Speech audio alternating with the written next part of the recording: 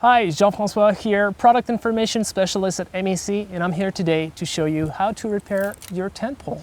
So for this type of repair, what we'll need is a pole sleeve. First thing we're going to do, just slide it from the end towards the brake. You might need to use some pliers to straighten it a little bit. So that's what I'm going to do.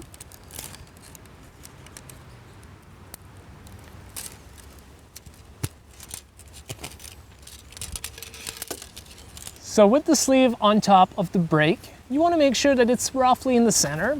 Next thing we're going to use is a bit of duct tape. So right now I'm just using the tape to hold the sleeve into place. It's not going to act as a support, it's simply to hold the sleeve exactly where it is. I'm going to do the same on the other end as well.